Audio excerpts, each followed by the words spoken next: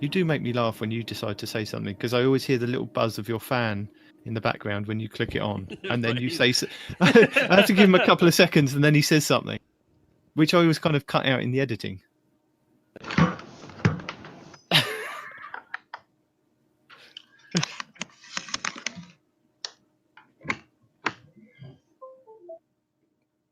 What are you doing now? I was wondering what that awkward silence was. No, it's one of these stupid computers has a fan that's too loud. That's fine. It's just that I always hear that you're ready to say something. I think, oh, he switched on. He's off of mute. He wants to say something. I have things that need to be heard. You must listen to me now. I just wanted to see how long that silence would last before one of you two broke it. That's all. Well, yeah, that's what I was thinking is what's with the awkward silence? And then he went on to explain what's causing the awkward silence. And then you're like, hey, I caused the awkward silence because I wanted an awkward silence and I wanted to see what you guys would do with it. And then he's all like, but that's okay because every time you turn your fan on, I have to wait for 30 seconds to see if you want to say something. In which case that also made sense because we have to wait for you to say something because when your fan turns on, we know you want to say something. But in this particular case, you didn't want to say anything. You just wanted to turn the fan on. So we would think that you wanted to say something and just create an awkward silence, in which case... And it's at that point in time he inserts the punch sound and we skip to the next part. Yeah. The proper way to do a rant. There you go. How to word more good. Welcome to Two Titans and a Hunter, a Destiny 2 podcast. A show where we discuss tips, tricks and tools to help all Guardians succeed and enjoy playing more. What makes us different? Well, we're not streamers or YouTubers, we just have a passion for Destiny and are dedicated to keeping Guardians informed and up to date with all the latest Destiny 2 news, information and opinions. We encourage your questions and feedback, and you can contact us either by email, twotitansandahunter@hotmail.com, or on Twitter at 2titans_hunter. Now, on with the show. So did you get the notes this week to ignore? I'm looking at them now. Yep. Not that there's that much there. I looked at the 12. It's like, hey guys, we put out a game. We're still working on the bugs. We're still tired. Just go play it. Just play the game. We'll give you more stuff later, which is just as well. Oh man, dude, I've been playing an unhealthy amount of comp lately because you know how I made you guys a promise that I would be getting all the really difficult guns to get.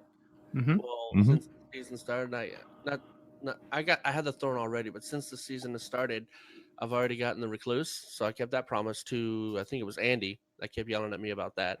Mm-hmm. And I'm on my last part of the quest for what's the gun that if you shoot your buddy it'll heal him? Lumina. That's the one. And all I have left to do is like the last steps on the solar hand cannon. That's really good. Luna's Howl. And I'm just a few shots away from the sniper rifle and the throwing and Randy's throwing knife.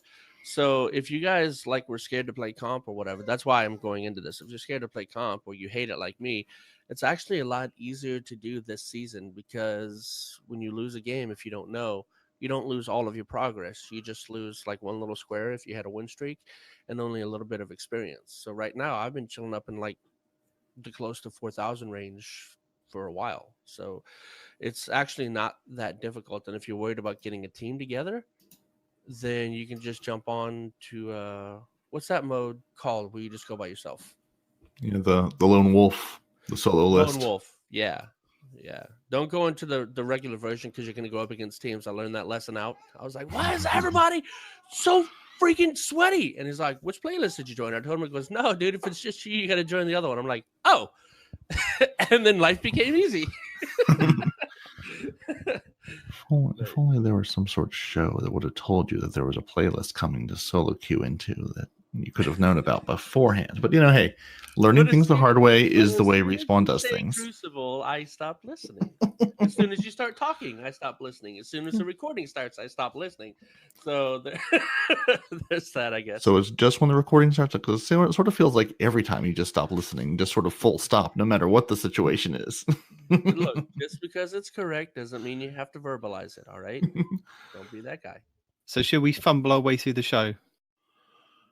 Yeah. Shall I do introductions first? Because people may not know who we are. Again. Yeah.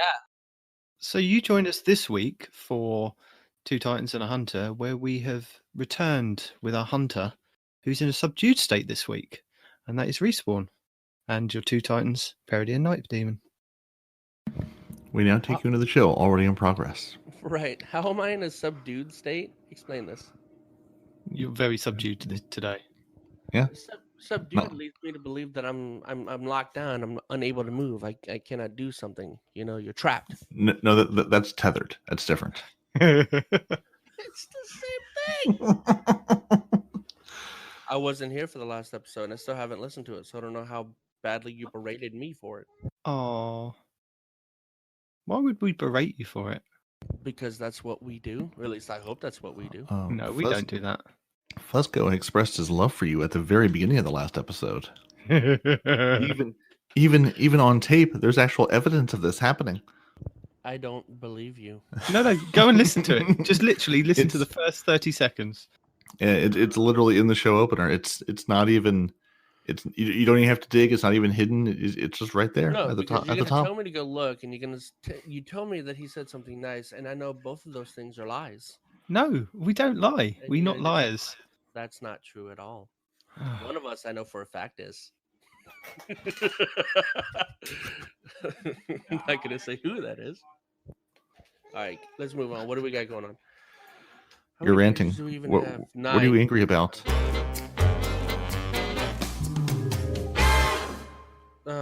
I'm angry because sleep, and I have to go into work at some point in time today, and I'm upset because I left my charger for my laptop at work, so now I'm doing a podcast on the time limit because my battery is going to die. Who knows when? So there's some factors involved. No. What are you angry about in the game? We put Respawn Rants right at the beginning so that you can get it out of the way and then calm down for the rest of the podcast. So what is it that you want to rant about this week? That means he hasn't even heard our dramatic reading of his last rant, and I'm disappointed now because I can't get his feedback on how we did. No. Nope. Because I had a feeling y'all guys were just going to make fun of me because a Titan ranting about Titan BS is just, it's not going to be the thing.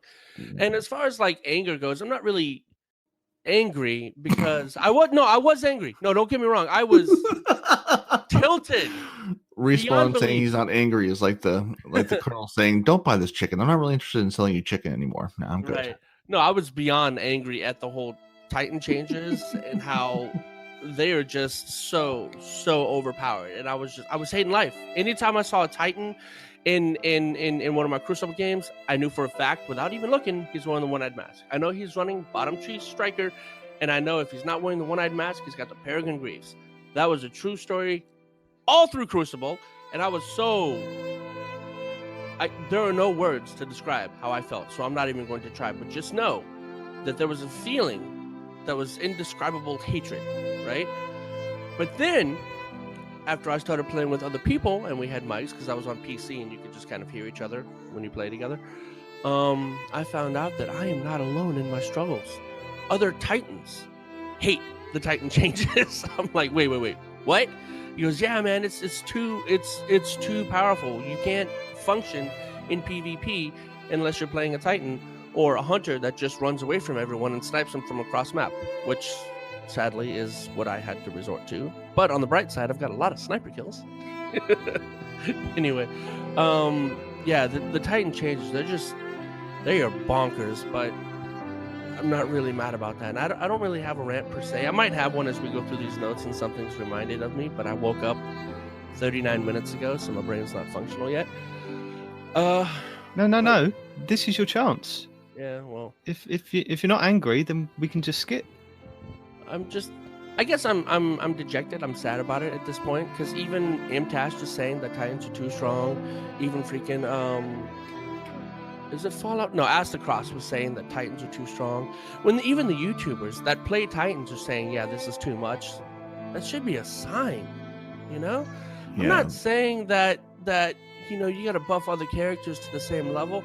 I'm not even saying you got to nerf Titans. I don't know what the hell Bungie can do to fix this Titan overpowered problem, but I do know that it is a problem, and something has to be done about it. Because even when other Titan players are saying this is ludicrous, that's a sign, Bungie.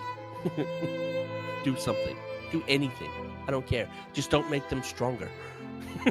Please. So don't you're make you're not angry or upset about the Eververse changes with all the different things that you cannot get this season apart from purchasing with silver. You're happy with that, are you? Well, you've not even looked into that part yet. I did look into that part, but I feel like we've discussed that on another podcast. I I think I view the store as a way for them to fund their company, and I'm okay with it to a point. If you make better crap inside of the Eververse than what you get outside in the game, that's a problem. I haven't seen that so far though. So until that becomes a problem, it's just a way for them to help fund their company, which I'm okay with. But keep it that way. Yes, I understand there's exclusives that you have to buy, but that's with every single game that we live in these days. If you're going to complain about that with Bungie, you got to complain about that with every phone game you've ever played, with every freaking EA game you've ever played, with Activision game. You're going to have to complain to everyone about that. And I don't have that much time in the day. I could do it, but it would take a week, right? So as far as the Eververse changes, if you can't get it out in the game, boo hoo. Just as long as it isn't better than something that you can get out in the game. You know, like if you're gonna complain, I would complain about how we, as people that have played for the deal, people that have paid for the DLC, get an auto rifle and a light machine gun inside of our gifts that I don't think anybody else can get in the game ever. Somebody could correct me on this, but that auto rifle that you get from your prizes and that light machine gun that you get from your prizes, you can only get those if you bought the Season pass. yes. But they're not game breaking. I don't know. That LMG is pretty good. Yeah, the auto rifle is not very good. I just got it the other day, and because it's an auto rifle, I'm obligated to put it on and try it out. And yeah, it's no.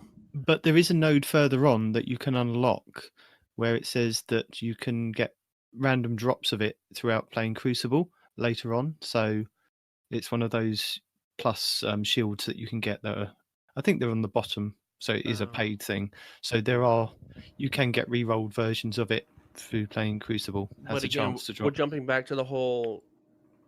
It's only available to the people that have paid for the DLC. If we're the only ones that can get that, and we're the only ones that can ever get that, that might be a problem for the other people that are currently playing the game. Because a friend of mine last night who used to play Destiny, he's actually in our clan. He's a staged tube. He just hasn't been on Destiny in a long time. And he was talking to me about, hey, what's good about Destiny? Should I get back on? And what's the differences between paid and not paid? And as I'm going through these details with him, I'm realizing, holy crap, stuff like those weapons he won't be able to get unless Bungie does something later that lets people get those after we've had time to play They with them, probably like will PlayStation. become. I mean, they did say, didn't they, recently that anything that's kind of in the passes or anything that's available through the various different things like the Vex Offensive, when those things go away, a couple of months down the line, things will be available for other players to get those things without having to have done those accomplishments. So maybe it's something they're going to work into. They'll hopefully put them into the loot pool, because I assume because our Vex offensive and our Vex story, that's part of the thing where they're saying, hey, it's here, the Vex are here now, next season, that's going to end, and those events are going to go away or at least change. Those things you got from the season will go into the loot pool at some point. Now maybe like the faction rally gear or those catalysts where they put them in the gear into the game a year later, but at some point they'll be put in the game probably. But even though, yeah, again, the light machine gun I haven't really played with, but the auto rifle isn't, the Blue Perfect is nothing really to write home about. It's not anything interesting. Well, So, it's a good archetype. It just needs better rolls than what we get from the prizes. I like the archetype of it, and I like how it fires. It fires pretty well, in my opinion. But like you said, the one that we get with those rolls, the rolls are crap. If you can get better rolls, I'm pretty sure that'll be. I found it good quite rifle. useful for doing the Vex Offensive with the Barrier Champions. I put one of the Barrier mods on it because it was a slow firing, heavy hitting one. It did quite well. So yeah, it was a reasonable one for that. Yeah, and that's why I like the LMG. People look at it and they'd say it's 900 rounds a minute, and as such, they think that it's going to share the 900 rounds a minute damage type. And it very well might, but when you use the thing, it might just be like maybe I'm in the zone or whatever, but I feel like it hits a lot harder than my hammerhead and the one you get from the menagerie, the slow firing hard hitting. The fixed Right? odds. Thank you. I don't think it hits harder than the fixed odds, but I think it has a higher DPS than the fixed odds. And you can fact check me on that once you get it. But I think it's a really good LMG, and the roll that you get isn't bad. Could be better, but as an LMG, that's a really good one. However, don't take it into places that you use like the hammerhead for its accuracy, because this bad boy does jump. This is a boss killer. Don't use it for accuracy. Okay.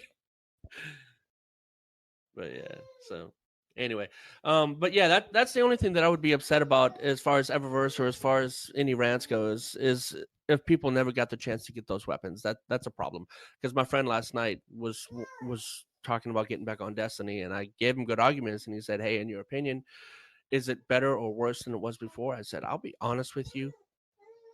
I think it's in a great spot right now. Destiny 2, I can see what they're trying to do, and where it is good, and where they're going, I think is going to be amazing. So if you want to jump back on Destiny, now's a great time to do it. You don't have to buy the DLC. You can just go to the moon and hang out and see if you want to. But yeah, it's a good time to come back if you were thinking about it.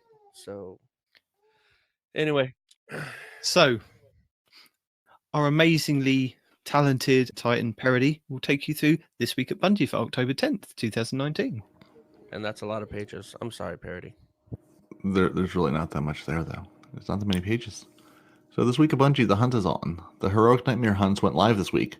Guardians must confront familiar foes from their past along with powerful champions who will become more challenging over the next few weeks as the additional difficulties unlock.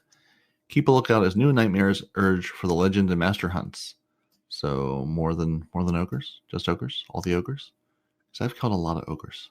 Yeah, there's a lot of ogres. So here's a tip from us. A reason to do the higher nightmare hunts is for a chance for enhanced mods to drop.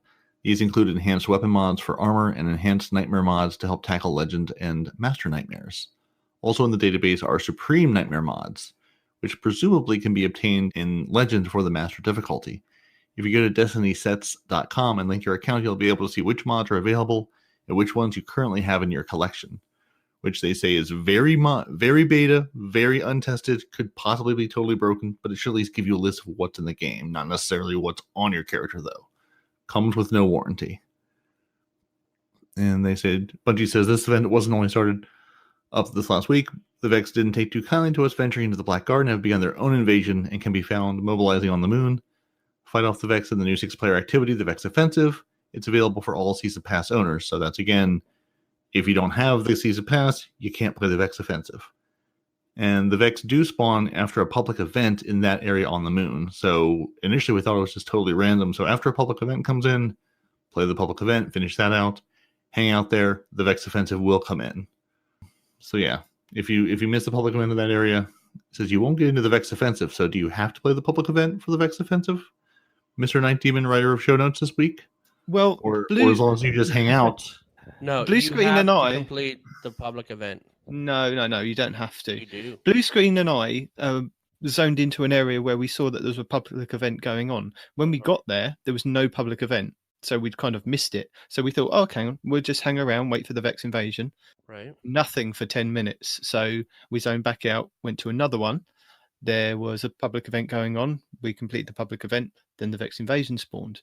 And then various testing throughout the week was, we've been to public events where we hadn't completed it, or we'd just turned up at the end and the Vex invasion would spawn, rather than there wasn't anybody else in that area. Did somebody else complete the event? No, there wasn't anybody else in the area. Was there any participation? Like you accidentally shot somebody No. and said, hey, you No, doing the event? it just went, the event's over, they've disappeared, and then the Vex invasion happened like a couple of minutes later.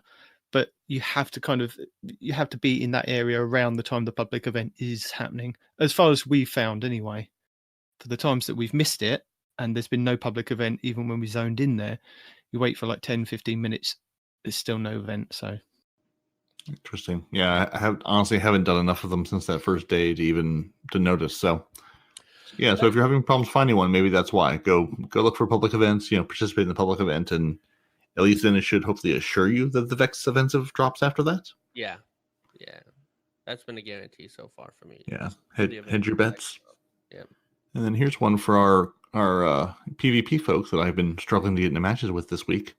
The heavy ammo Crucible changes. So earlier this week, they issued a server-side change to reduce the amount of heavy ammo spawning in the Crucible. The change affected Control, Clash, and Supremacy. Okay, Cosmo in the Bungie forum says, due to recent feedback asking for the reduction of the amount of heavy ammo available in the Crucible, we're now issuing a server-side change, and these following modes should be changed and live now. So in Control, you'll have heavy ammo spawn at 45 seconds in, and then every 2 minutes after that. It was spawning 45 seconds in, and then every minute after that. So they've doubled the length between the spawns. In Clash and Supremacy, we'll now see heavy ammo every 60 seconds, and then every 2 minutes. It was spawning every 15 seconds and every 60 seconds. Jesus, that's crazy. Okay. The couple of the matches I have been in that classic makes list, it did just feel like heavy was raining from the sky, like, taking armament Gambit invaders. So that would explain why it was 15 seconds. We don't have any server-side settings to change up the new 3v3 survival mode, but do plan on making the following changes in an update later this month. So they changed classic mix. They haven't changed the comp stuff yet. So is heavy still raining down in competitive? I feel like it is. I haven't been doing a timer about it, but yeah, there's a lot of heavy, and there's a lot of Deathbringers too. If you get into competitive, be prepared for that. So go get yours. That way you're not left behind. Seriously, go get yours because you need it. Because you're gonna die. We had a video on that last week. That's did fine. you? Okay. Yeah. So is Deathbringer the Destiny 2 Gallahorn? I think it's better than the Gallahorn because I've seen those orbs chase people like halfway across the map. They go for a long way, So like in my case, whenever I was just getting fed up, I would get the heavy, I'd shoot the Deathbringer, and those orbs would fly around the map, killing 2 or 3 people. Interesting. So it's I'm still working on my quest for it because I just hadn't gotten through it. I was watching Night Team use it the other day, and I've seen other people use it. It seems like it's a Gallahorn and a Nova Bomb all in one. Yes, you shoot a rocket, and then the little Slova Bomb seekers seem to come out, and it seems to be the same, more or less the same mechanic from that. Because I've seen those chase people around, and I've run from them. Oh yeah, and just one will kill you. You don't have to hit people with multiple. Just one of the little orbs will be enough to kill you. I don't know if it kills everybody at all resistances. I haven't seen anybody survive one yet. I'm sure there's going to be somebody out there with numbers, but from my experience, this is an anecdotal thing, so don't fact check me. It never takes more than one orb to kill a Guardian, so you could just fire those off, and it's like a better version of the Spider Bot because this will track you down and kill you. Just what we needed, a better colony. So they do say that survival will soon have heavy ammo spawning in at 60 seconds and then every 60 seconds later, just as the tiebreaker objective spawns. It's currently spawning at 30 seconds and then every 60 seconds, which, would then explain a couple of reasons why people are camping the heavy in the comp list. The amount of heavy ammo granted will be reduced to the match amounts in elimination and the 6v6 modes. They said they saw a lot of feedback making about the heavy round 1 or being removed, but wanted to make sure that there was still incentive for players to maintain map control and not camping at the edge of the map, once they have the life advantage. So that's interesting. And they are still experimenting with the 3v3 elimination game modes, and that's going on in Crucible Labs, if you weren't aware. Parody's favourite.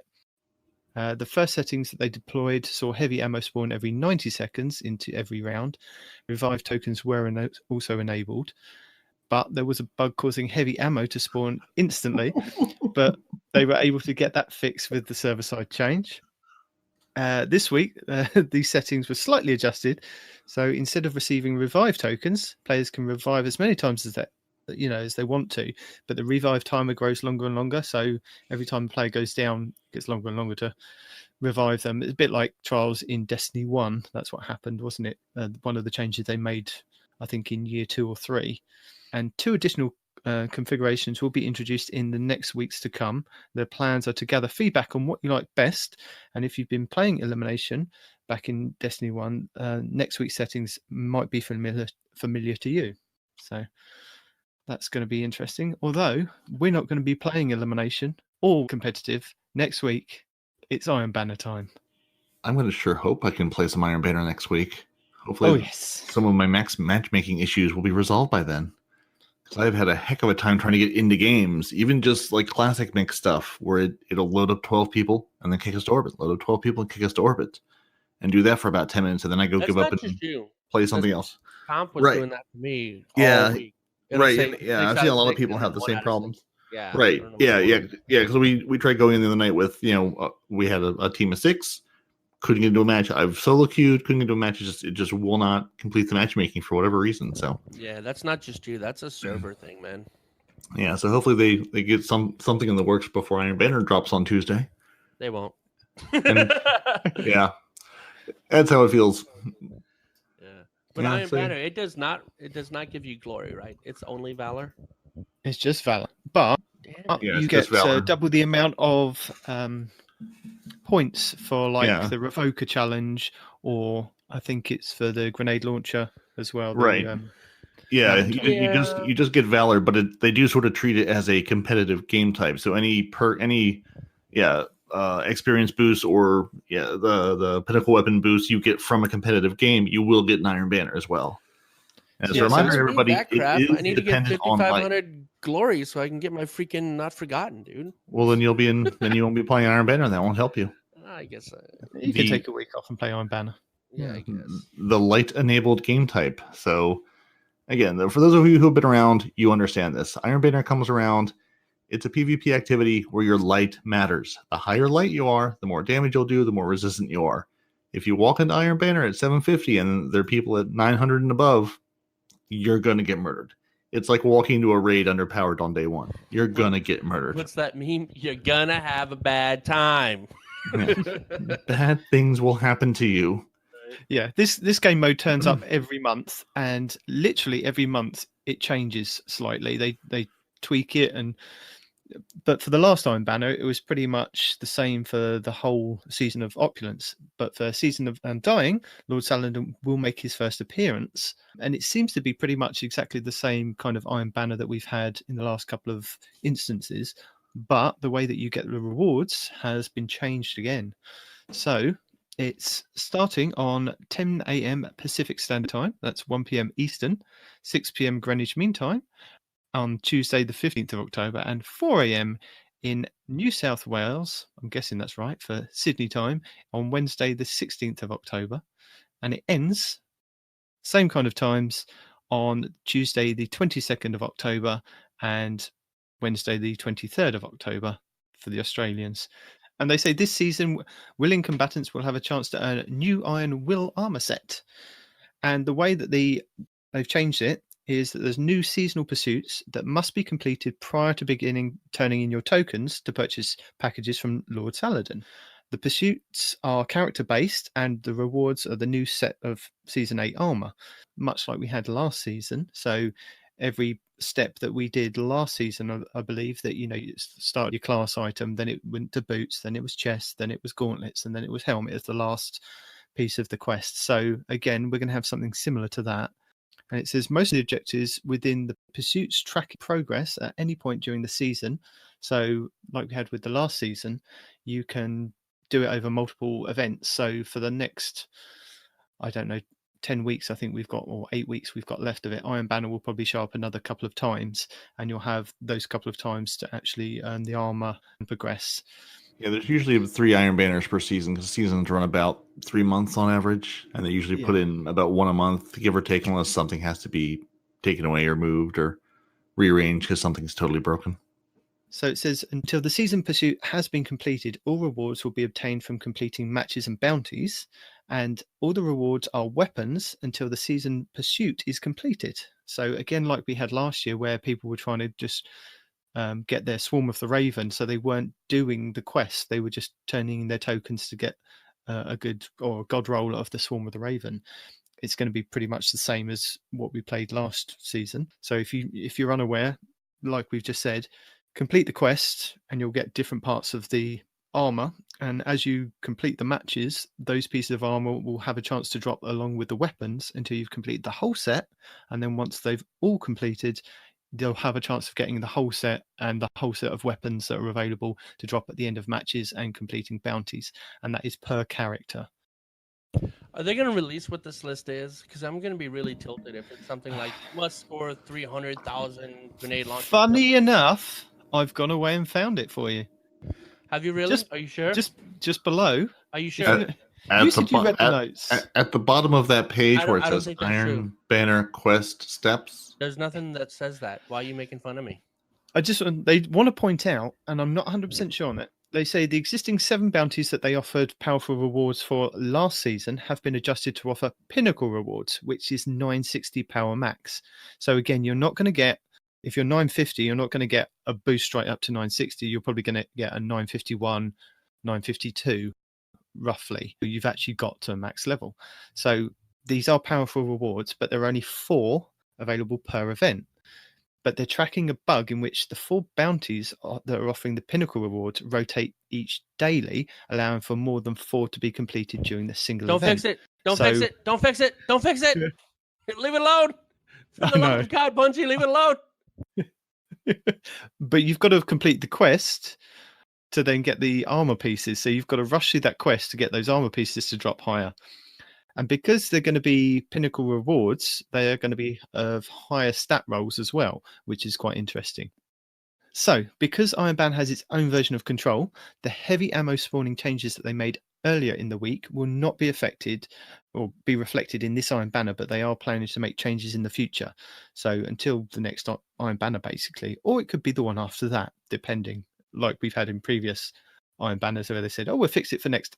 We'll fix it. Never mind. We'll fix it at the end. You know, you guys. Or we'll fix it next year. Or we'll fix it in the next DLC. Or we'll fix it in the next game. Yeah. It will be fixed eventually. You don't know when, but I don't think it will. It will eventually. And fixed is kind of a general term. By fixed, do they mean they're going to make it functional, or by fixed, do they mean they're going to get rid of it and completely change it? So could go either way. Whatever. Saladin's very moody. He likes to make decisions on the fly and then just send down the birds from on high to tell all the good people what's going on. So whatever Saladin's mood is that day, that's what we're doing. The best bet is if you are at 950, complete the quest steps first before you turn in those bounties, because those bounties could then reward you higher power gear for like the armor drops if you're looking for armor, because that may be the thing that you're struggling to get higher light on. So wait until you've kind of complete the quest steps and then turn in those bounties. Although you'll probably be tempted to do them if the bug's still in effect every day. So keep a track of it on probably the best bet would probably be on the Bungie Twitter if they say they've updated it and things like that. So also there's this podcast called Two Titans and a Hunter that will keep you up to date. So keep listening. Yeah, but share it to your friends if we're not going to be out until next week, when Iron Banner is over and done with. So unless it's not fixed for that week, doesn't matter. Listen to us all these times for the next Iron Banner. We'll keep you educated. Yes. Look, what he's saying about us not being out until after it's over, it's all pish posh. It's all irrelevant. Look, just keep listening to us. I don't care. We have your most up to date, as soon as it comes out, information. You might get that information a week later, but just know that as soon as it came out, we gave it to you. All right, it's important. Okay, so shall I take you through the Iron Banner quest steps for this season? Those don't exist. You can just absolutely. That's not a thing. No, that's not a thing. So I haven't done anything yet. Would you like to you take us through the steps then? No, I don't want to. You didn't think about me first. You do it. You couldn't even find them on the page just now. You were asking. I want to know what these quest steps were. Because these quest steps. It doesn't say Iron Banner quest steps. It says something else. It says Iron Banner quest steps. It doesn't say that. It says quest steps for Saladin. No, I thought you were trying to teach us how to be a chef. I was like, it says Iron Banner quest steps. That's not what it says, man. Stop making fun of me. Stop jumping on me like this. I don't appreciate it. I feel offended. I feel picked on. I'm sorry that reading is not fundamental. I hear Hooked on Phonics can work for you. It's got a real hard phone number. You're gonna need to write it down. It's 1-800. Right. The Iron Banner quest steps for this season. Step 1. Spectacle. So you have to capture zones, defeat opponents, and super final blows. So, basic steps. Capture 10 zones, defeat 30 opponents, and 3 final super blows. Pretty easy. Step 2. Intent. Complete matches, kills with pulse rifles. So, capture 20 zones this time. You can see where this is going. Complete 6 matches, 25 pulse rifle final blows. Step 3, timing. Defeat opponents, fusion rifle final blows. So get your Erentils out and your Jotuns. This will be good for that. Capture 30 zones. Opponents defeated 100. Fusion rifle final blows 20. So basically 100 fusion rifle final blows there with the Jotuns. Step 4, execution. Capture zones and land final blows. Capture 40 zones, 15 super final blows, and 15 SMG final blows. So your Recluses, your Huckleberries, any of those new Vex offensive ones are pretty good. Step 5 is conviction. Capture zones and complete matches. You have to capture 50 zones, complete 15 matches, and get 10 grenade launcher final blows. Step 6, forge Beln, return to Saladin, and you're done. That's the end of the quest. And remember, every character has to go through that, a bit like we did last season. Any questions, Respawn? At first I was like, that doesn't seem like it's very difficult. But now, when you mentioned that you have to do it with every character, that hurts my feelings. But no, I actually have one serious question, right? So when it says opponents defeated 100, right, for step 3, you did say earlier in the podcast that that's cumulative, right? So as soon as you hit step 3, if you've already killed 100 opponents inside Iron Banner, it'll just complete that step. You don't have to get to step 3 and then. When did I say that it's a cumulative? Yeah, it's not cumulative. It never has been. Not? No, it's not. I thought you said something. No, you'll only be able to do it once you get to step 3. So Yeah. any other people that you killed before that, your pursuit track progress at any point during the season of the Undying. What are you talking about? he's So talking okay, about. it says the way you earn rewards in Iron Banner is changing this season, and one of the things that you said is most of the objectives within the pursuit track. So I thought you were talking about these quest steps.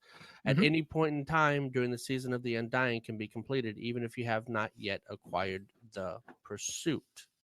Yeah, so you could do step 1 this season, this month. Next month you could do step 2. You don't necessarily have to do it all in the one Iron Banner in the 1 week. That's what that basically means. So that's what that means. Okay, Yeah. I thought it was like it keeps track of all the things that you're doing in Iron Banner, and when you reach that quest step, it says, "Hey, you've done this already." No, unfortunately. Yeah, that would have been too easy. All right, that sucks. But the damage scaling on Iron Banner, so if you are worried about going in at 750, it probably won't be as bad because they know there are a lot of people that will be coming into Iron Banner this season. There is a kind of gradual damage scaling. So if you are going up against 950s, you will probably still have a chance. But, as long as they don't see you and you shoot them 4 times with a shotgun before they have a chance to turn around and look at you, then you'll be fine.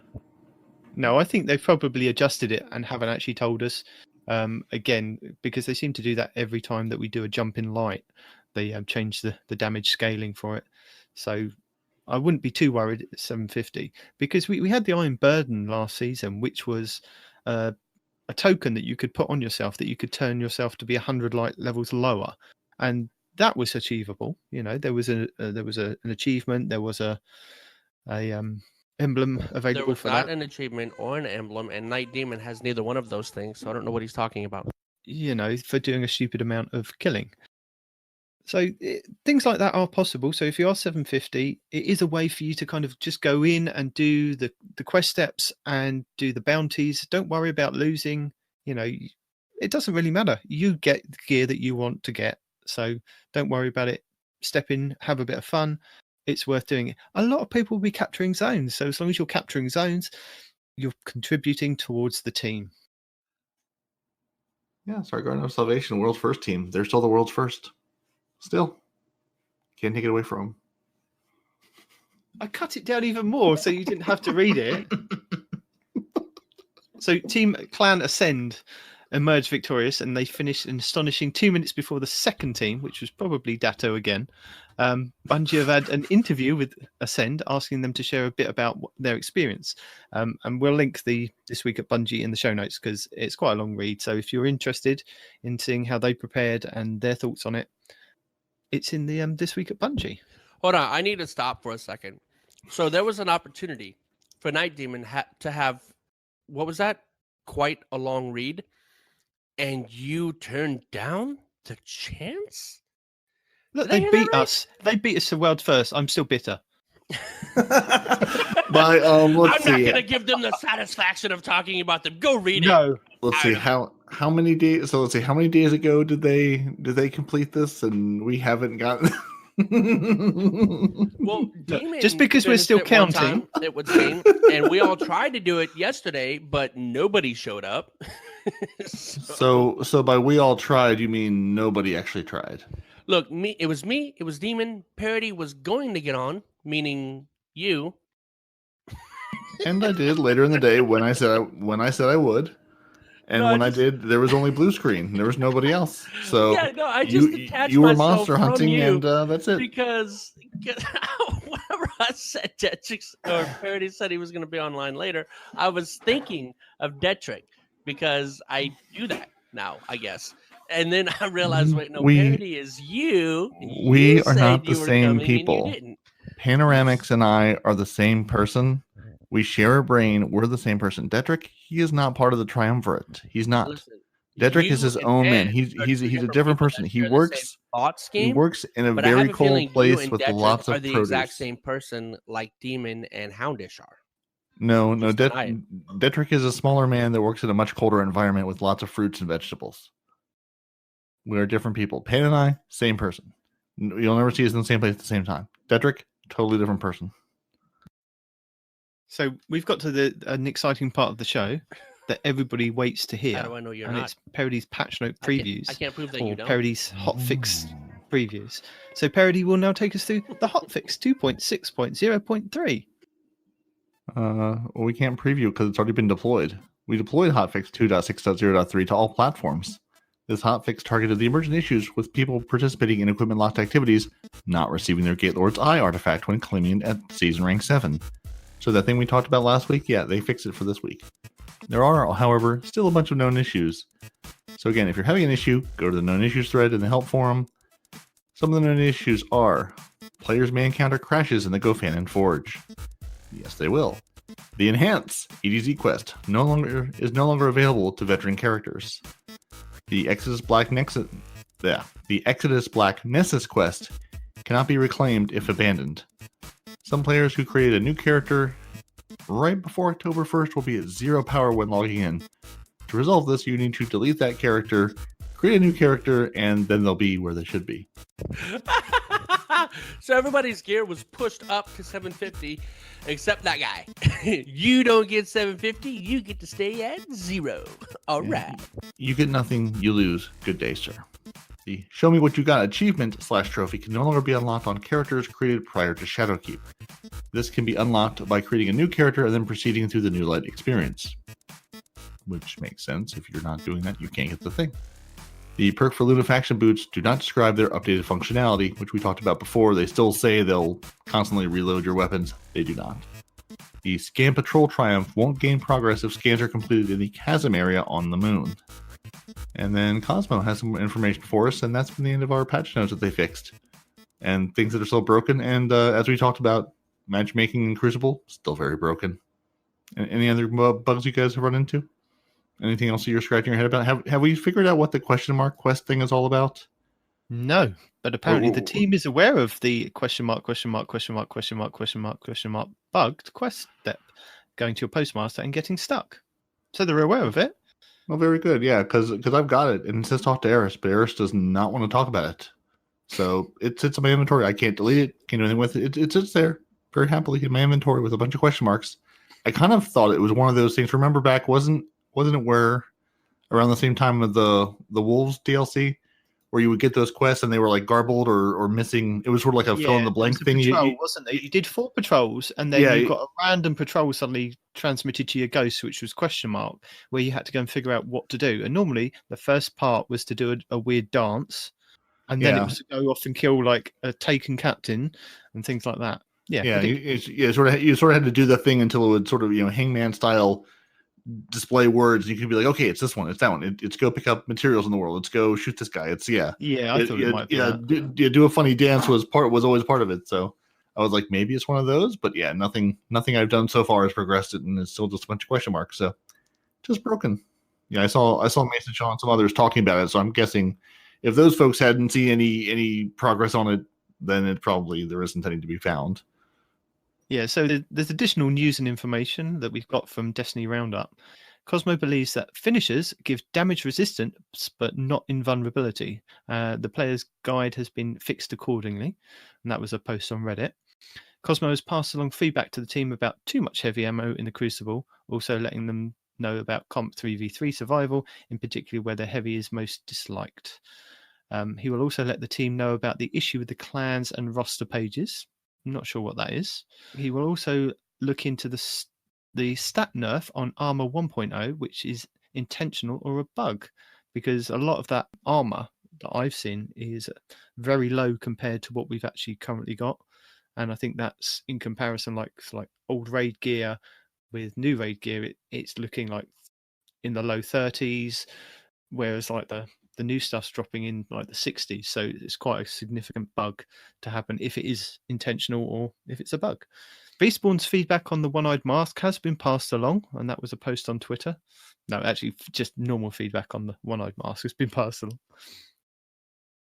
It probably was. How do you know it wasn't me, though?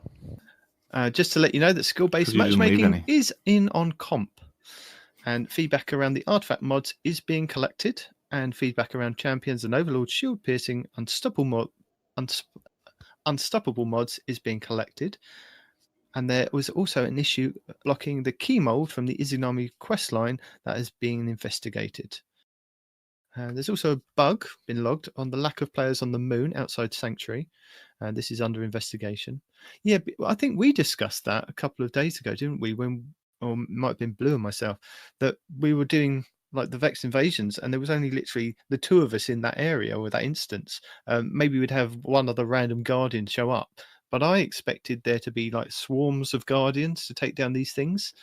Yeah, I've run into the same thing even when I've been in solo. It'll be like me and maybe one other Blueberry, but not, I was in an area where I saw more people before, and then all of a sudden it's like everyone's just gone. It's like the Vex show up and everyone runs away, and you're like, you actually get blueberries though? I'm not trying to solo this. Like honestly, sometimes I do, and sometimes it's just me and Blue or me and Pan and whoever my fire team is. That's why I was asking, because when I'm sometimes I'll have a blueberry, and sometimes no. That's all I see, and when I'm solo, I don't see not even blueberries. I see no one. Yeah, it's something weird because I've seen a lot of variations of it. Of there might be one person or people that I swear there were more a minute ago have now just all left. I don't know. But what's interesting with that, and I don't think a lot of people realized it until recently, that the Vex offensives, the Vex invasions can be like made into heroic. If you defeat those first 3 champion bosses, you can then get I can't remember what they're called, harpy thing. Like the Overlord it's a giant, whatever. Yeah, it's a giant not harpy. It's a giant Vex eye. I can't remember what they're called now. Hydra. Giant Hydra, which is basically your heroic version. It won't tell you on the screen it's heroic. You'll just see that like you've defeated the 3, and then there'll be another Vex invasion that suddenly spawns in that area. If you defeat that one, you have a chance to get high-powered gear from it, and you can do that. I think 2 times per character per week, from what I've heard from other YouTubers and other people. So, if you are in an instance, it's worth kind of trying to figure out and staying there. If there's other blueberries or other teammates there, destroy the 3, go for the 4th. You've got a chance at a high power drop to come from that last boss. 2. There's 2. Yeah, I just said 2, but you don't get 2 drops from that one boss. You have to do it 2 I didn't times. hear you say 2. You were breaking up on my side. Sorry. You're also aware of an issue with the game freezing during forges. Yes. So that's fun. And there's also apparently some late-breaking Destiny Roundup news of there's an issue with Divinity crashing players' games in competitive that's being investigated. Well, that's because they went and got the Divinity. I don't like people that went. There we go. That's what that is. Yeah, and Cosmo has the rest of these.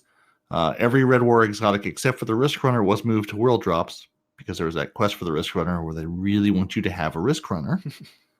They talked about, to fix to basically put the heavy change into Iron Banner, they would have had to postpone the Iron Banner. They decided it wasn't a big enough issue to be worth postponing, so they didn't. But don't worry, those that have played in this Iron Banner will get an emblem saying "Let Heavy Rain" Yeah. for this season. Exactly. We'll remember it when it was good like this. All right. And then the rest are just more things that we've talked about already. So I think those are the only last couple things. And then the clan list bug where you can't see their online status unless you're friends has also been logged. So maybe that was a clan list thing they were talking about. Okay, fair enough. Or they can be in your clan, but then you can't interact with them because it doesn't show you when they're online unless you're also friends, defeating the purpose of having a clan list. But that's okay. I would like to ask Bungie, could we have more people in the clan? Because having 100 people and now having people on separate platforms, we need more people. We need more humans. We're having to go through and say, okay, who hasn't played in a while? We have to boot you out. We need more and then slots. Get people in. We need 300 per clan because you never know if you're going to get 100 people on PC and PlayStation. That would be nice. Even even if you have the slots limited and say, even if you have them set to 100, whatever, that would be fine. Because you've given us the ability to play on multiple platforms. But if we have, say, mostly an Xbox clan with some PC people in it, cough, frozen cough, you have to find room to get some PC people in because there's just no room for them because you've already filled up with Xbox folks and vice versa. And everything else is out there in the world. So it would be nice just to have more people in your clan or have, be able to have like a PC clan you can link to your Xbox clan. Something. I don't know. I know that's being what, they'll say that's what your friends list is for. But come on, we want to be clan friends. That's why you have this whole clan thing. Like it's there, but it needs to be more useful. It needs to be more friendly. I still want some clan management tools, something. And there really isn't. Yeah, I mean, there's quest steps, there's achievements, there's even bounties that you have to do with your clan, and it'd be helpful if there was more spaces for clan members. So yeah.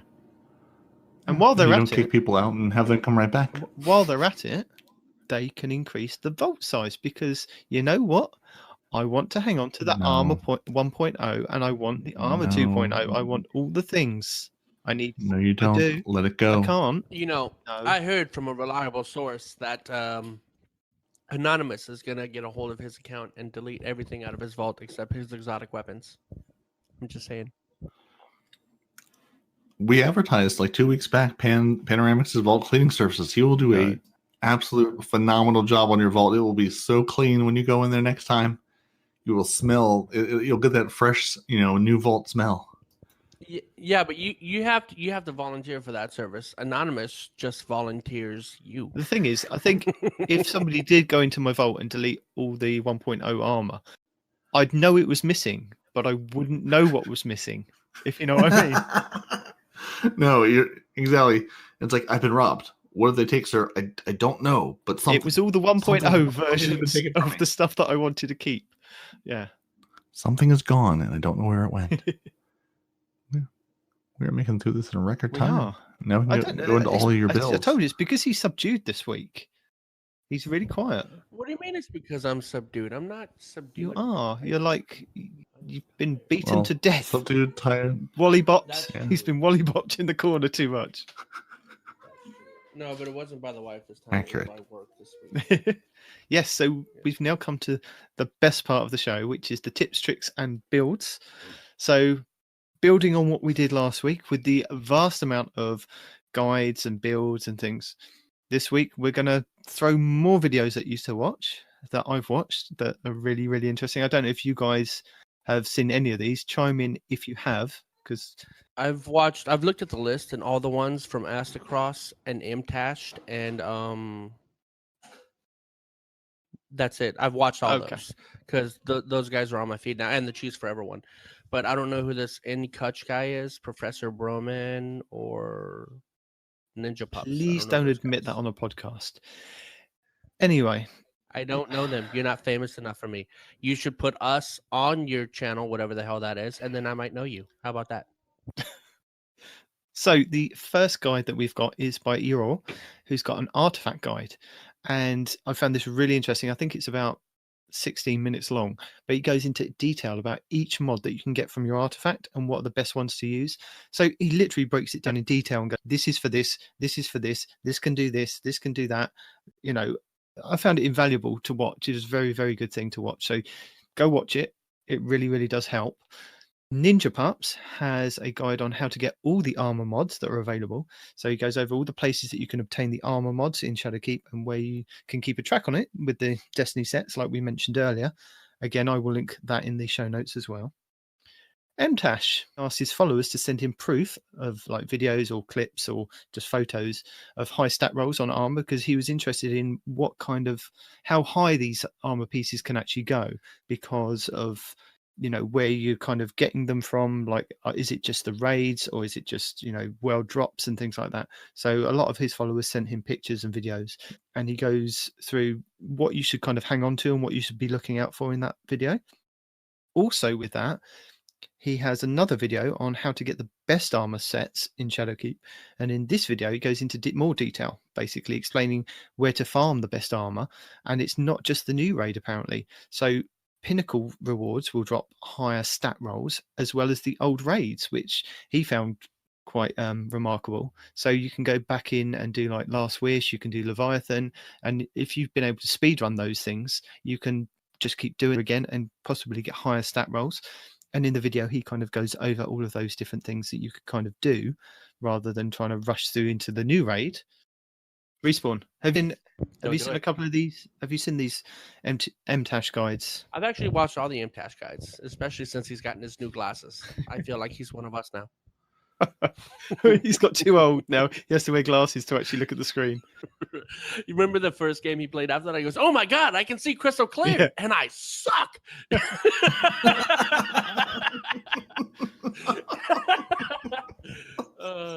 That was funny. MTash is a good guy. I like him. But yeah, I saw all the MTash and all of the Ash the Cross. So I have been keeping up with those. Okay.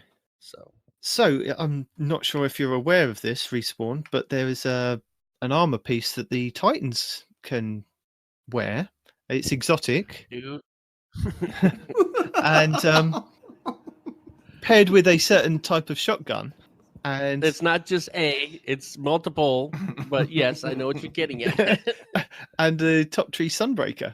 So yeah. Thinking of this, N-Cooch has put an easy 980 Masters Nightfall final boss guide requiring 3 Titans, Peregrine Greaves, a 1-2 punch shotgun, and top tree Stunbreaker. It doesn't require. Hold on. No, he even said himself, it doesn't require. Also, now that we're talking about this video, I now remember who N-Cooch was. Okay. My bad. Okay. He said himself, it doesn't require 3 Titans. It is best with 3 Titans, but you can still do it with 1 or 2 Titans. It will just take longer. You have to specify.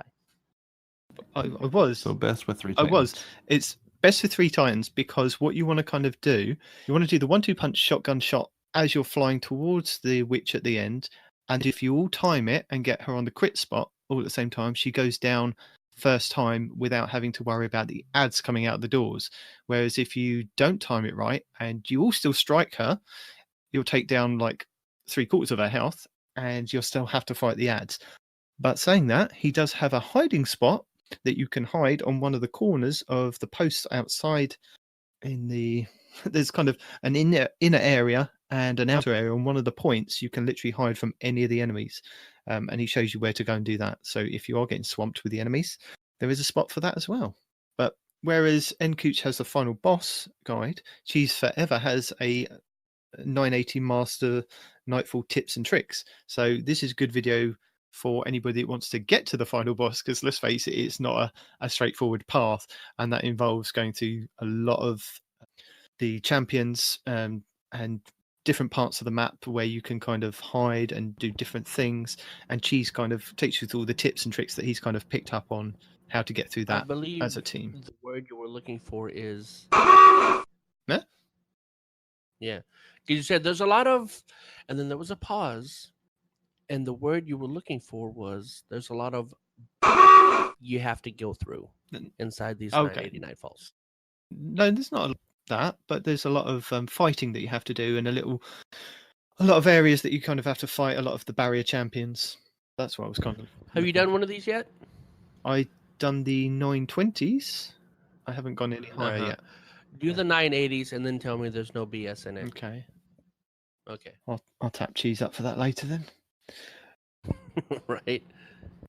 So anyone that is interested in doing the new Garden of Salvation raid, or as you know, trying to gather a team, go in fresh, we have several guides for you because I know what it's like. You kind of fall into one category of liking to watch one person. So we have Ninja Pup's full Garden of Salvation raid guide. We have Kakis HD, which is Rick Kakis, full Garden of Salvation raid guide for dummies, and Nkooch's 10-minute guide for the Garden of Salvation raid. So read into the titles as you wish. You really don't like Rick Kakis. He's all like, we have Ninja Pups with the full Kakis HD, and then Nkooch. So why don't you like Kakis, dude? I mean, don't get me wrong. I mean, he used to be good. Now he's got a lot of clickbait, but there's like I sense genuine hatred. No, I wouldn't put some of these videos in if they weren't a good watch. It's just the title of it for dummies. It doesn't kind of speak to something that I'd actually want to watch myself. You, on the other hand, would watch that and go ha ha ha and find it funny. Yeah, because it's he did it because of the books, man. You know, like, hey, programming for dummies. It's a Cliff Notes. Man. Yeah, okay. Come on, what are you doing? Don't try to slut shame people, okay? And then we have don't be that guy. Then we have Professor Broman. Just because you're British doesn't mean you don't have dummies, okay? We did books for dummies. So Professor Broman has a full Garden of Salvation raid, and this isn't a guide, but it is just like his full raid with the Divinity trace rifle solutions. So it's an hour and 49 minutes with the full raid, and it goes through all the different puzzle solutions for the Divinity that you have to do all in one raid. So once you've picked up the quest step and you do the first part of it at the beginning of the raid, you have to actually go through and solve all the puzzles, and I believe there are 6 of them throughout the raid. So you have to do it all in one run. And Professor Broman's video takes you through that. Got anything else you want to say about that? No? Good. I mean, if you're giving me an opportunity. Well, there's always an opportunity if you do say something. No. You've covered everything. I'm looking at the links ahead, and I'm waiting for those. Okay, good. So we have a couple of good builds for us Titans out there, and I know that somebody's going to moan about that in just a second. No, no, that's what I'm.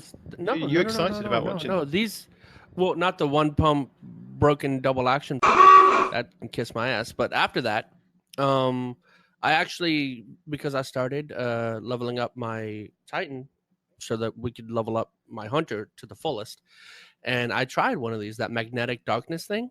That's dirty. Mm-hmm. It's so dirty, and you don't need broken exotics for it. That's how a Titan should be. You know, you shouldn't have broken exotics. You should have an exotic that does a thing, and then you can do cool things with it. Not just I am the god of PvP BS. But yeah, anyway, continue. Okay, so we have Destiny Fun Police has got a broken double pump action shotgun video where. Oh, hang on a second, I'm getting a call. Is it Destiny Fun Police, or is it Rick Kakis calling you to tell you and be like, I'm getting a call. Is this Rick Kakis calling you to tell you how disappointed he is in you? I think the other Titan should continue while he's on a call. I have not watched any videos, and I have no idea what they're talking about. No, okay, so their videos, their builds, Destiny go use them. Broken double pump action PvP gameplay of his setup with the one-eyed mask. Oh, sorry, that involuntary reaction, and a class item with pump action. So you get double the super gained stacked with 100% max intellect. So basically, max out your intellect, and you get your super back really fast when you use the one-eyed mask and the pump action class item. Okay? And lots of shotguns. Run up to people, shoot them, and then super them. It's not like people don't already do that anyway. It's just this one's talking about.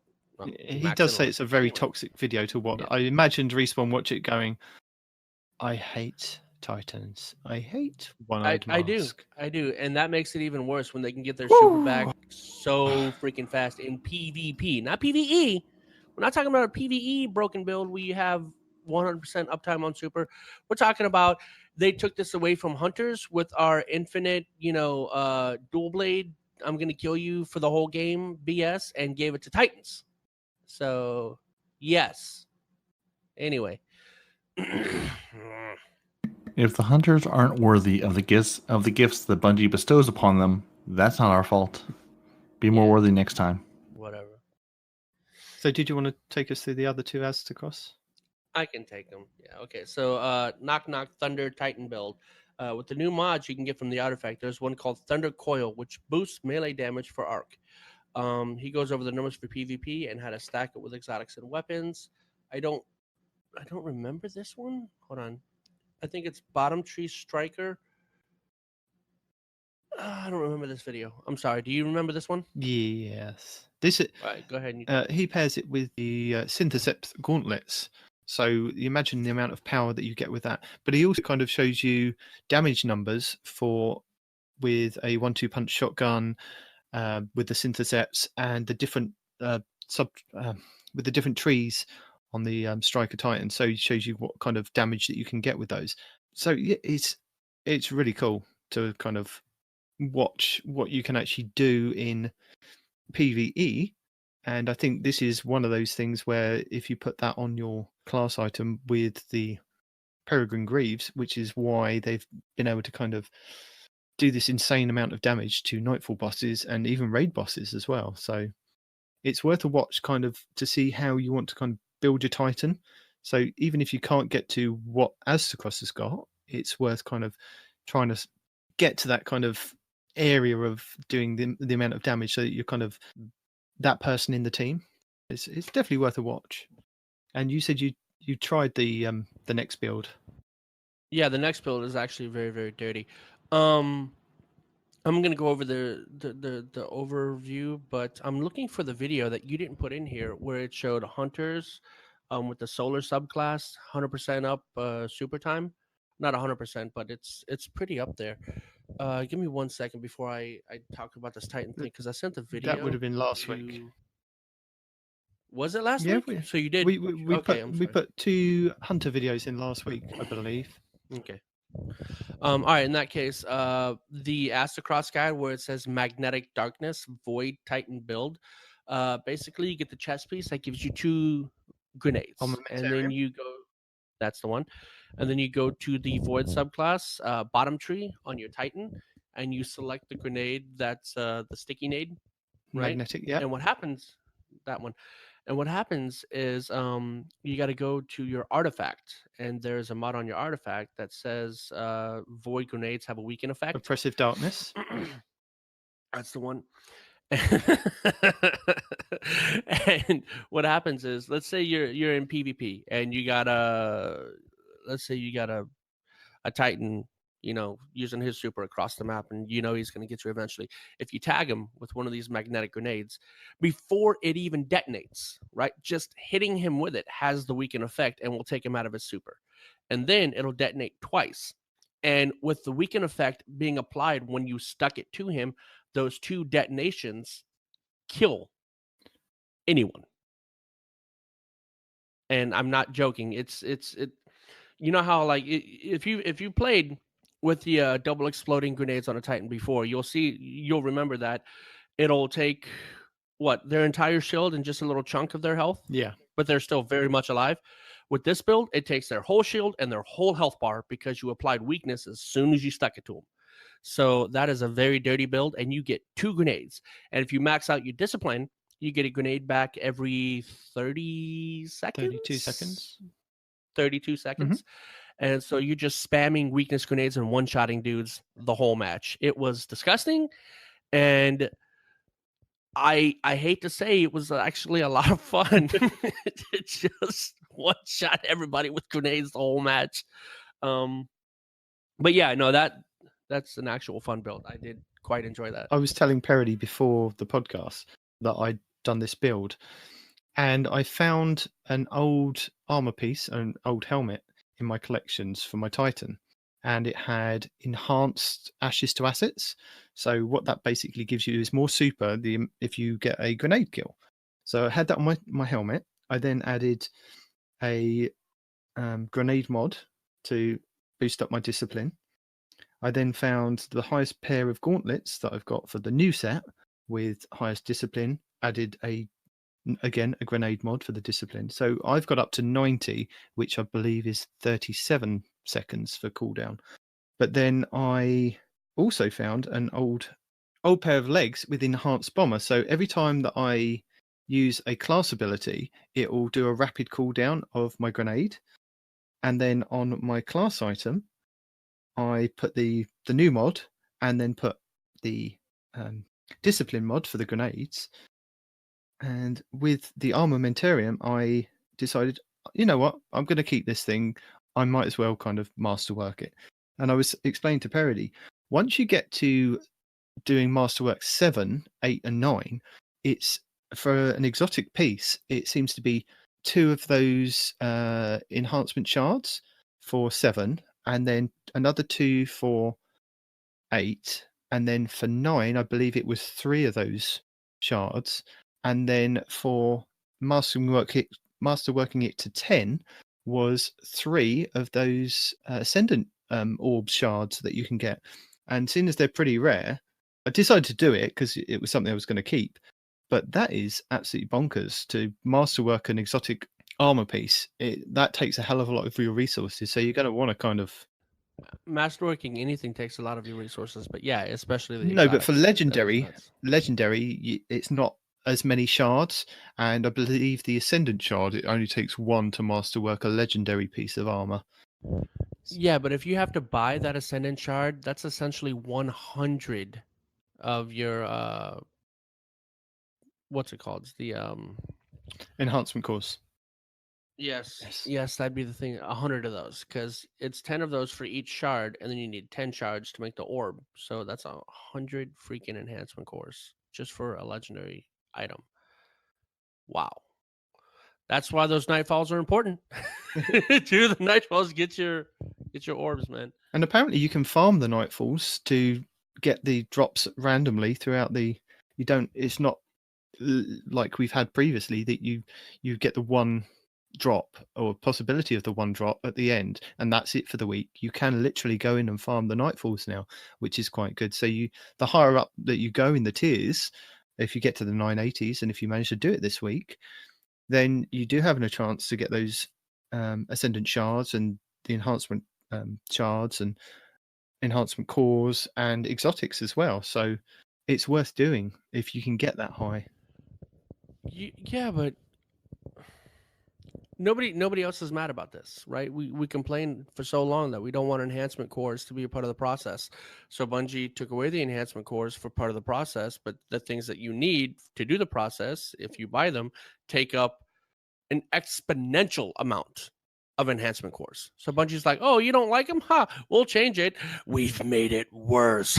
Yeah, but that's only if, again, like we've discussed between the 2 of us, or the 3 of us previously, that you didn't even masterwork your old armor. So I did not. It's only to get to masterwork of 10 on your armor piece to then insert more mods, and they're not stopping you from using the good mods that you can get on your artifact or on your character. The mods. It's not the mods. No, but the mods. Dude. Okay, mods improve your gameplay, and like we've said with some of these builds, they improve what you can actually do. So you don't have to masterwork that armor. You can go up to roughly a 7 or maybe even an 8 with just using enhancement cores, and it only takes a minimum amount of those enhancement cores plus glimmer. I understand, but what things. I'm telling you is you don't masterwork just for the mods. You masterwork because every piece of masterworked gear give you plus 12 points to your overall stats. No, it only gives you plus 2.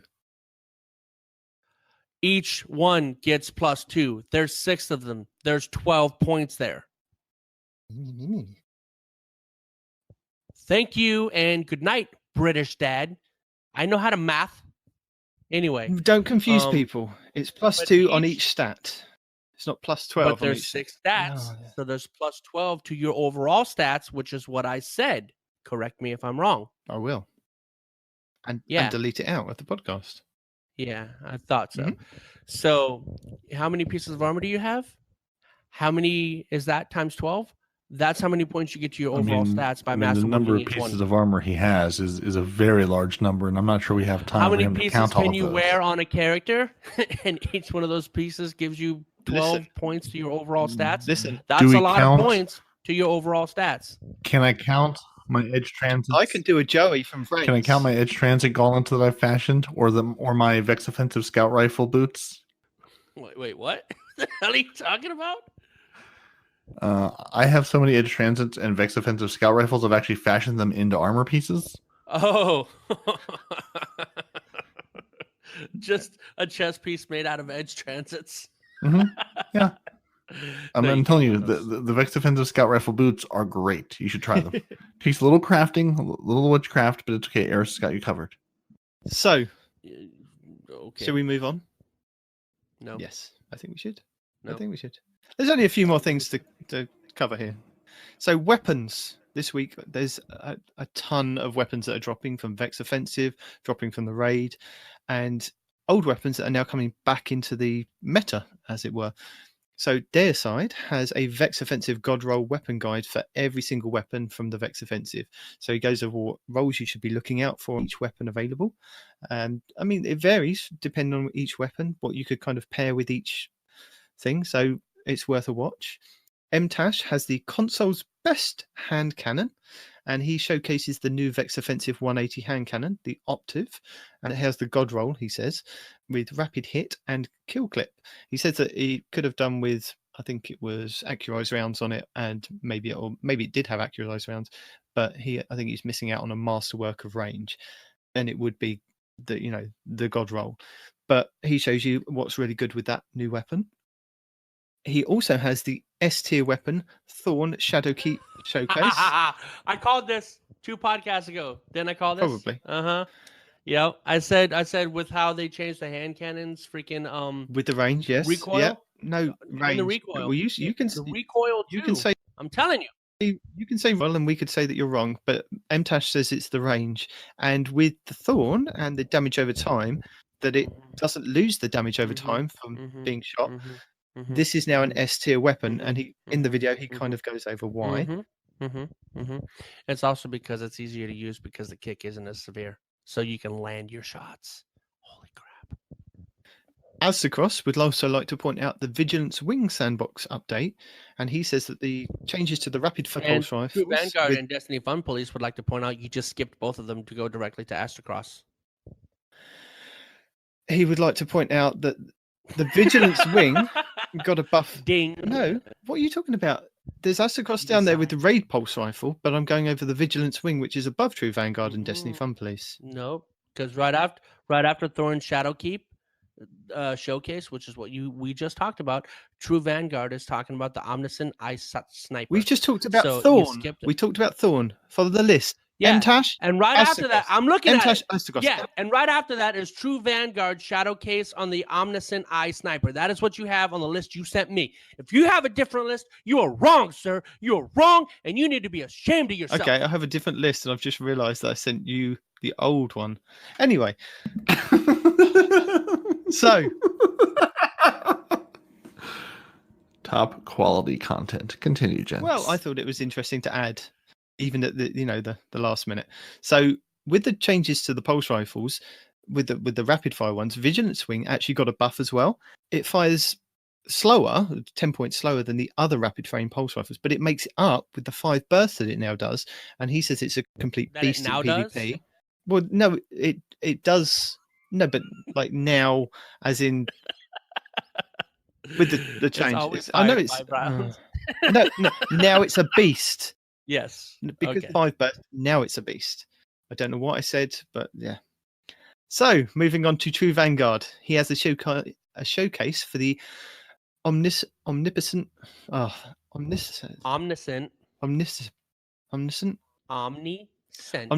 Okay. sniper, and Maleficent? yeah, he goes into detail and shows you the gameplay and how this new raid sniper is with its average perks is really, really good. So he's kind of going to go back and look for a better version, but it looks really nice, the sleekness of this sniper rifle, and it looks very sticky as well.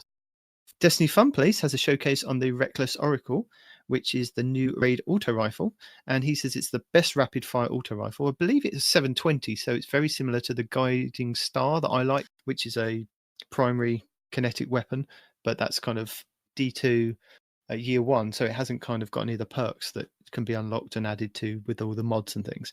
And he goes over what to look out for on your rolls and how to use it well. So basically, don't use it at pulse rifle range. And then we have Alcacross Raid Pulse Rifle Showcase with the Sacred Provenance. I think it's Provenance. That's it. Sacred Provenance. There you go. I was waiting for you. I believed in you. And he said, this is the first aggressive pulse rifle to have rapid hit and kill clip. And he says it's the best pulse rifle in the game so far. And this is, again, one of those Clever Dragon, Horror's Least kind of fast firing weapons. And with rapid hit, I believe the more hits that you get on is it precision hits that you get on somebody, the faster your reload speed will be. And that pairs really nicely with kill clip. So it may be one that you want to kind of farm for in the raid as well. And then, as we've highlighted before Shadowkeep, with looking out for the Better Devil's hand cannon, it looks like it is the best again. And several YouTubers have said you should be looking for this weapon, go to shacks, turn in your Crucible tokens, and hang on to the rolls of this weapon. So MTash has the best hand cannon perks to look out for the Better Devil. And he says that it's explosive rounds with a range masterwork. And he compares it to his Godroll or Stringer and spare rations that he got from last season that we've previously showcased for videos on. And he goes over the differences between it, and the ranges that you can get on this with the explosive rounds are literally bonkers compared to what the range drop off is. So it's worth a look. And if hand cannons are your thing, go and get it. Cami Cakes also has. Hold on, before we move on, he asked the people that watch him in the video, can the freaking trust hand cannon roll with explosive payload? Yes, it can. It is a curated roll. Now he knows. Moving on. Did you leave him a comment? Did you like, comment, and subscribe? No, or did I you want just him tell to us? listen to our podcast. Obviously. Right. So did you put a link to this podcast in his show so he can go find it? That would have been a great idea. He will now. Would have been. Cami Cakes has also got a Better Devils PvP gameplay, and again, he has the same role that MTash has with the rangefinder range masterwork and the explosive rounds. And he talks about what he pairs it with and how he plays. So if there's something that you're kind of interested in with hand cannons and the way that I'd say the professionals play, then have a look at this hand cannon. And then finally, this is the weapon that I'm grinding for. I'm guessing that Respawn is as well. Fallout Plays has a ritual weapon review on Randy's throwing knife scout rifle. Yes. Now, I wasn't particularly fussed about this until I watched Fallout's video, and when he said that it's a rapid fire Connect Scout that could roll kill clip and rapid hit, I was like, oh my god, I have to get this moment. weapon. Yeah, no, that Zen moment is also deadly on it too. Snapshot sights and Zen moment. Oh. But I didn't realize that this is the Black Scorpion, which I really, really love, which is the energy weapon version, like the Frostmars Hex, that I've kind of pointed so many people in the direction of. It's a really, really good scout rifle. The rapid hit and the precision on these rapid hit scout rifles is amazing, and I love using them in Crucible. So to find out that there's a kinetic version that's going to be even better, I've now kind of started grinding in the comp, and it's not so bad, to be honest. But it's very much similar to how you got the last pinnacle weapon, which was the sniper. So you can go into comp, and as long as you're getting points at some point, and you get up to 2100 points, and it's accumulative. So even if you lose points, the quest still tracks that you still earn those points. So it won't take any points away from you. It'll just keep going up and up and up until you hit the 2100 points. You also need to get scout rifle kills in Crucible, and getting like double kills and medals throughout that will also progress the other two parts of the quest. So it's not a bad quest to go for this new ritual weapon. And that's it. I'm done with all my videos and telling people what to watch this week. Right. No, you're absolutely right. It's going to be a very deadly scout rifle. And in saying that, I had a guy on my team that was using the oxygen to get his scout rifle kills. And I was just thinking to myself, whoever gets killed by this guy and his oxygen, they're gonna be confused and hurt and just not know what to do with themselves anymore. I got killed by the oxygen. What? Yeah. Oh my god. I was like, why don't you just use the Mida? He goes, because this one's gonna incite rage in people when they play against us, and it's gonna make them mess up. I'm like, are you being serious? He goes, yes. I'm like, you are my favorite deputy, like straight up. Yeah, I've seen a lot of Midas. I've seen a lot of Polaris Lances, but I've used the Black Scorpion to try and get my kills. So how's that working for you for the kills part? Really well, actually. Yeah, I haven't started that yet, not on purpose. But yeah, no, I'm grinding. As soon as I'm done with this freaking Luna's Howl, dude, just it's it's so bad. It's so bad. I hate this grind. Last night I was on a step, and I thought it was the last step. It was like, hey, you have to kill so many people in the Crucible with this hand cannon. And I was like, cool, boom, done. Next one said, hey, now you got to do solo kills. And for the life of me, I thought the solo kills was the last part of the quest step, and I was like, yes, I completed it. Now you have to get precision hand cannon kills in comp. I'm like, no. Oh yes. So bad, I think I ran with a triple. Well, no, I ran with a double hand cannon loadout with everything spec'd for enhanced, what I could get for hand cannons, and lucky pants, and just absolutely nutty on my hunter. That's the only way I did it, was that on my hunter. I haven't got to. I can't do it on my hunter for some reason. The only person I have it unlocked on is my warlock. I don't know how this happened. I don't know why my warlock has the furthest in this quest line for this thing, but I can't use the lucky pants because I'm doing it on a warlock, dude. But on the bright side, what I have been doing is with the warlock and the new exotic hand cannon, I pop a freaking enhanced damage rift, and I'm one-shotting dudes. Ooh, if that's you nice. Catch them in the head. Yeah. So That's you brutal. gotta actually get somebody sitting still long enough to shoot them. But it's not. And therein lies the problem with the hand cannons. Yeah, it's dirty though. But watching these videos that we're talking about with all the new artifact things, I'm doing this on the Arc subclass from a warlock. So not only do I get Arc buddies that help me out, but with that new mod that you get from the Gatelord's Eye, whenever I cast my Rift, I get my Rift back faster because of that new mod. So it's, if you guys are interested, you can use empowering rifts more often now with that new mod. But yeah, I've actually seen people just like some of the strikes for Nightfalls we were running the other day with. I ran a bunch with blue screen and actually seeing people running empowering rifts. I was like, oh wow, that's actually a thing you can do now, because I can't remember the last time I saw one before that. Yeah, normally people run that in the Crucible for obvious reasons. I didn't know this ahead of time. I was still using healing rifts. Like, oh my god, I'm gonna die. I'm gonna heal, and then somebody turns a corner and shotguns you. So I'm like, that's not the right way to go about this. So maybe I should I should get the jump on them, pop the empowering, and hopefully kill them before they know I'm there. That's the way to do it. But no, dude, just for anyone that's got the Luna's Howl, and God forbid, the freaking Not Forgotten, you guys are nutty. Because this grind is dumb. It's absolutely stupid. I'm broken. I was gonna say you've broken a respawn. Yeah, with your grind for your pinnacle weapons. Yeah, and I was trying to get good on PC with mouse and keyboard, right? Because in PvE, it's fine. I do whatever I want with the mouse and keyboard.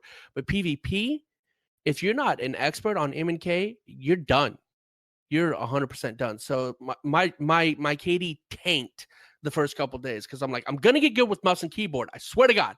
And after about the 5th game of being 0.33 KD, I'm like, you know what? I'm going back to controller until I get good with mouse and keyboard.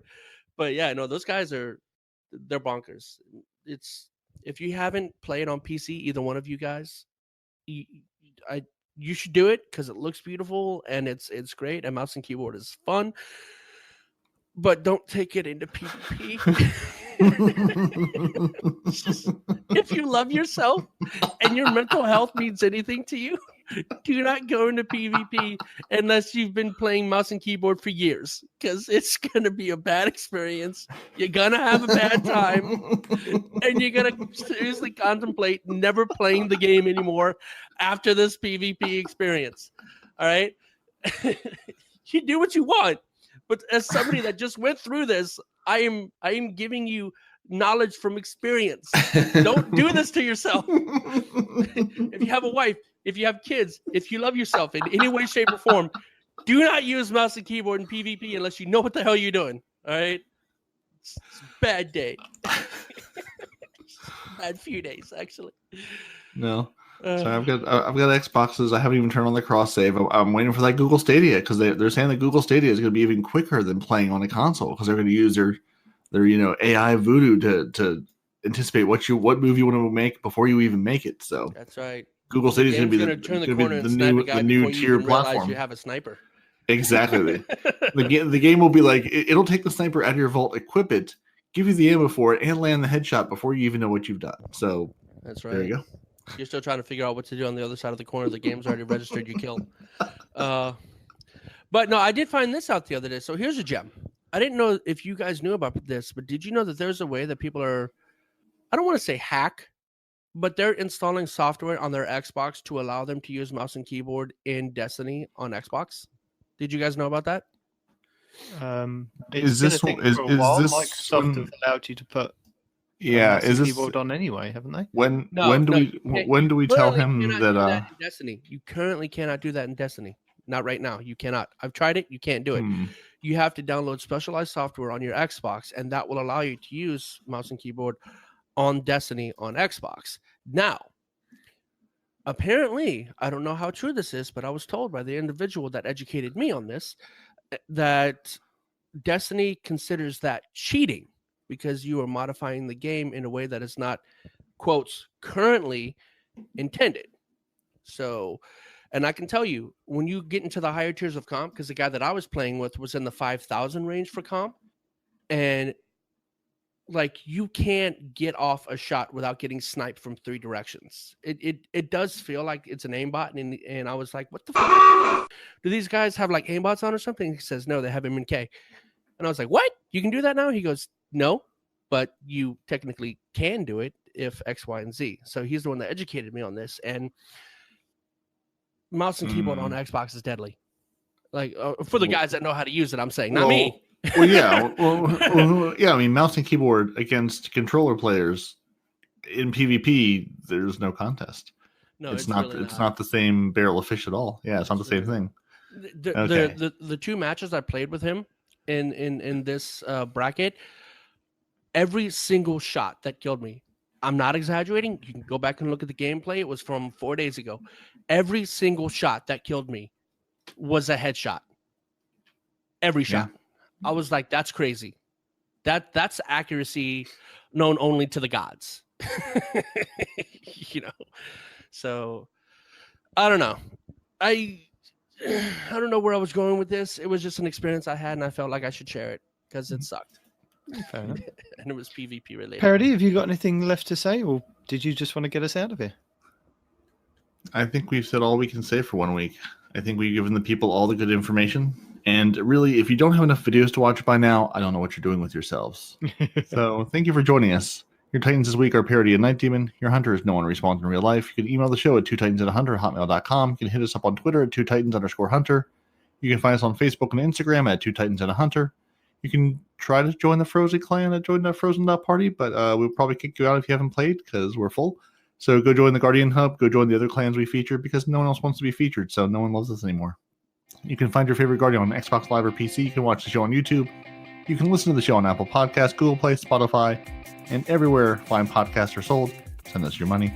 I leave you with visions of Titans in Helm's Deep 14 because it's the last thing you'll ever see. Enjoy your punch, your Peregrine Greaves, and your sweet, sweet release of death. Say goodbye, boys. Bye, boys. Later, Gators.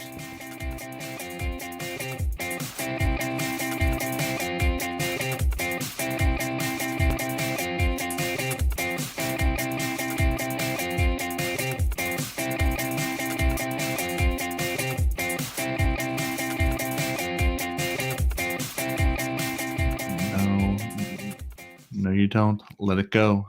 Let it go. Let it go. Let it go. That armor's not good anymore. Let it go. Let it go. Let it go.